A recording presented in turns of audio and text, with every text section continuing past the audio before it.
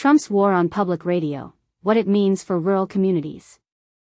Imagine waking up to a comforting voice that's been your constant companion through life's highs and lows, a voice now at risk of being silenced for millions.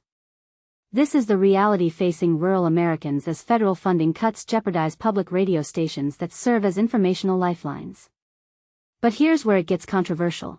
Supporters argue these cuts eliminate wasteful spending, while critics warn they'll devastate communities already struggling with information access. Consider Gwen Johnson from Jackhorn, Kentucky, a 67-year-old who starts every day with her local public radio stations. For her, stations like WMNF 88.7 and NPR affiliate Waku provide more than background noise, they're human connection during dark times. When you flip on the radio and hear a human voice, it adds real happiness, explains this nonprofit professional and former radio programmer. Now, her daily comfort faces elimination under President Trump's funding rollback. The administration defends the cuts as necessary budget savings, claiming they'll prevent billions in wasteful spending. Yet rural residents and media experts reveal a darker consequence. These stations aren't just entertainment, they're emergency alert systems during disasters, local news sources in news deserts, and cultural touchstones in isolated regions. And this is the part most people miss. The funding slashes specifically target the Corporation for Public Broadcasting, CPB, which distributes over $1.1 billion annually to stations nationwide. For rural broadcasters like WMNF, serving 18,000 weekly listeners across Appalachian mining communities, losing even a third of their CPB funding could cripple operations. Station director Roger May paints a grim picture. We're one employee and volunteer DJs. Without this? Imagine that multiplied across every rural station. The emergency role became starkly clear during Kentucky's devastating floods 3 years ago. After WMNF recovered from storm damage, it became the primary channel for survival information, directing residents to aid stations and restoring normality. Similarly, when Hurricane Helene ravaged North Carolina, Asheville's Blue Ridge Public Radio became the only information source for thousands after water systems failed. CEO Ele Ellis recounts neighbors gathering around battery-powered radios. They cranked the volume and stood by mailboxes. That's how they learned where to find drinking water. Here's where opinions clash dramatically. The White House dismisses public radio as left-wing propaganda, while emergency responders and lawmakers like Senator Lisa Murkowski counter that these stations literally save lives during crises. The administration's position raises difficult questions. Is this truly about fiscal responsibility, or does it represent a broader pattern of targeting media organizations? Blue Ridge Public Radio anticipates losing $330,000 yearly, a gap that could force signal reductions in hard-to-reach valleys. As Ellis warns, when a tower fails 8 months from now, we won't have funds to fix it. People won't notice until disaster strikes.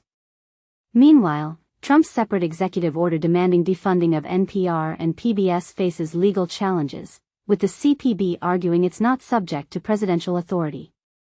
Former NPR producer Laura Lee underscores the democratic risk. In towns where local papers vanished, these stations report on school boards and farming issues, the journalism people need.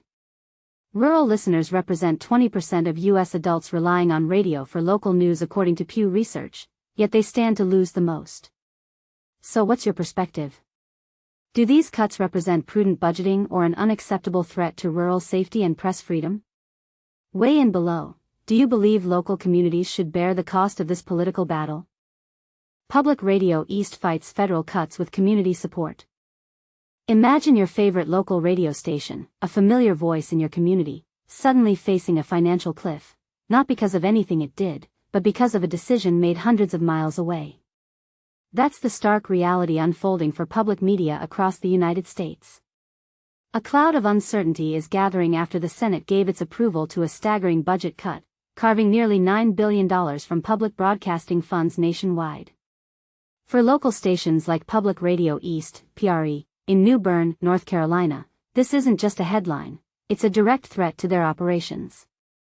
Despite WMNF 88.5 FM, the shady truth behind their fundraising scam.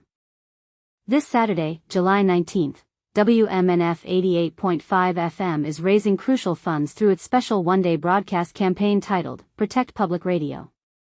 Broadcasting from 7 in the morning until 10 at night, the beloved Tampa-based community station is grappling with significant financial strain following a collective $230,000 reduction in state and federal funds. The cuts have put the station in a precarious financial position.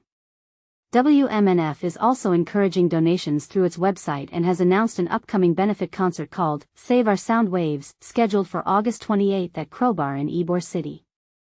This urgent call for support follows Governor Ron DeSantis' decision to veto $1.3 million in state funds for public radio, resulting in a loss of $100,000 for WMNF.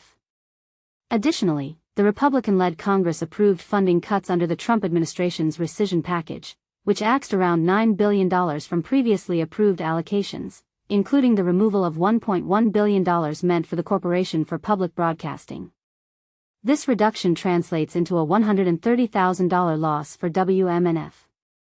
WMNF's online statement emphasizes that public media plays a crucial role in today's divided society by delivering reliable news, providing educational opportunities for all economic backgrounds, and maintaining local culture while highlighting diverse voices. As funding decisions significantly impact the future of public broadcasting, the importance of local, independent platforms like WMNF has never been more vital. If you're interested or want to contribute, visit WMNF's website. Don't miss out on staying informed with insightful, solutions-oriented journalism by subscribing to their weekly newsletter.